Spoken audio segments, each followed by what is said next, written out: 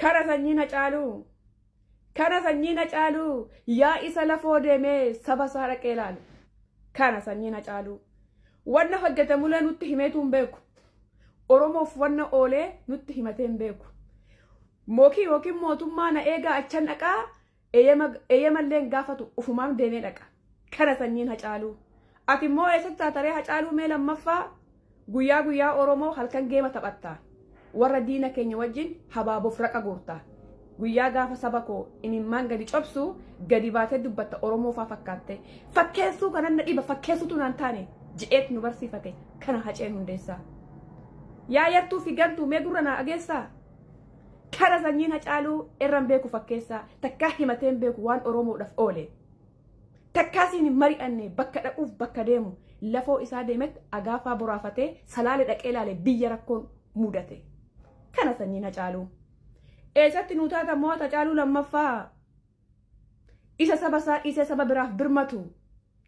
Isa rakkoo saba biraaf furu. Isa diina morma simuri wajjin geema faa kan taphatu.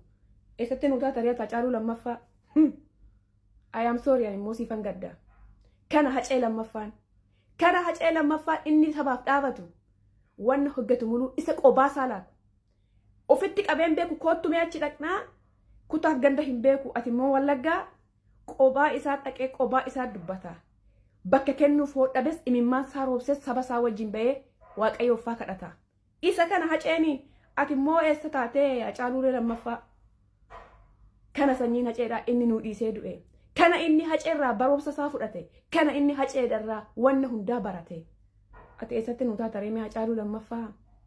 Addunyaa kana mara ani suma qofan arge. Goota sanyii Hacaaluu Hundeessaa.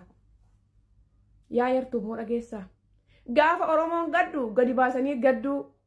Gaafa Oromoon kolfuu diina wajjin taphachuu. Kana isin warra Hacaaluu lammaffaa maqaa of wadaaltanii. Tokkichi miti keessan mucaa kanan geessan. Ana isinitti mee liqibsi. Lubbuu isaa xiqqeessee gatii sabaa guddisee dhiira yaadu fageessee goota darraa mul'isee bineensa danuu keessaa of kennee du'atti dararaa lammii keetii situ baase ifatti. Dararaa lammii keetii situ baase ifatti. Ormis argee callisee lammii isaa rakkatu. Kan akka kee ammas dabalee haa dhalatu. Du'us galus jettee itti siqxe hundaa saba kana biraa galanni kee guddaa. Saba kana biraa galanni kee guddaa kara deemaa koo. Mee viidiyoo gara jabinaa kana Oromoo irratti raawwate haa ilaallu. Obboleessa keessan kana qaalii har'a immoo lubbuun dhaabbatee uummata isaa gargaaraa jiru waan inni kana dura ta'aa ture mee waliin ilaallee walitti deebinu. Viidiyoo kana sheer koppii linkii gochuun na bira dhaabbadhaa. Elektirikii daandii karaa shinti beetiidhaatiin natti kaa'an isallee nageenye fincaan afaan kootti fincaan isheen xinnoo na aarsiseetti. Elektirikii caalaa fincaanichatu baay'ee na aarse. Ilmoon dhiiraa gaafa dhiiratti akka wanta matarasiitti gadi baafateetti gaafa fincaan namatti fincaa'u kun namummaa miti. Ani ofii kooyyoo Oromoo caalaan jaalladhu maallaa godhan dachee kanarra meeqan jiraadhaan. Umurii kana booddee kan na barsiise abbaa koo faada koodha. Biyya abbaa koo keessatti immoo baradhee maalan godhaan waan tokko qaruuraadha kan isaan shuggee qamaan qaama hormaata kootiitti kaa'ani.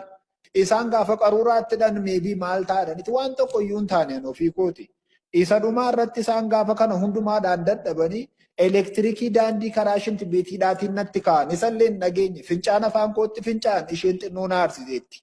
Elektirikii caalaa fincaanichatu baay'ee na aarse.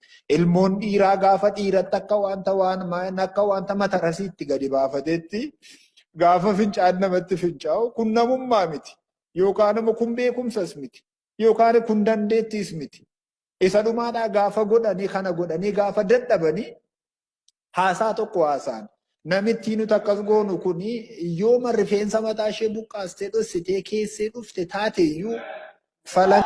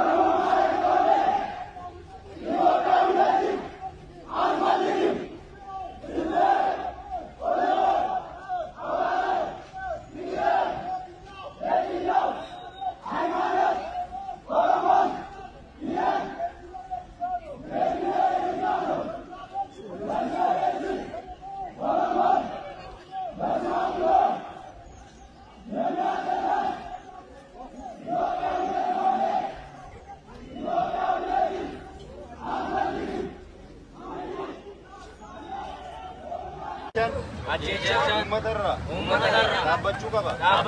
Kanaafuu qaamni seerri ilaallatu uummata keenyarraa du'a ajjeechaa dhaabuu qaba. Yaa mangistii maaloo uummata nagaa irratti morma citaa jira. Kanaafuu uummata keenya sagalee ta'uu qabna.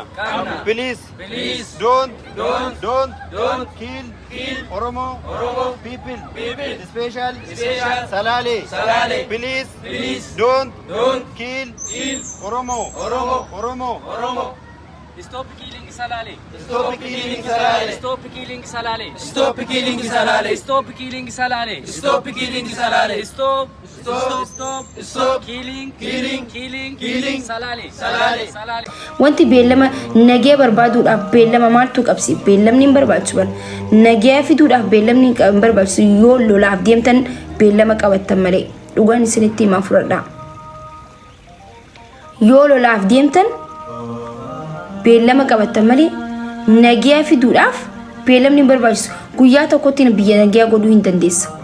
Amma daqiiqaa kanatti lolli akka dhaabbatu ummanni achi keessatti buqqaa jiru bikka isatti akka deebi'u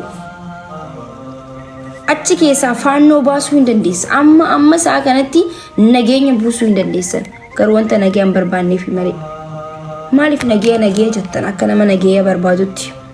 Nagee kan barbaadu isinii aangoorra taa'u osoo hin ta'in ummata miskiina dhumaa jiru nagee barbaada isin caala. Isin nagee hin barbaaddan dhugaa walitti himna waan ta'eef. Waa'ee nagee barreessu malee yoom nageef jiraattanii beektan? Waa'ee nagee dubbatu malee yoom nagee hojjettanii beektan?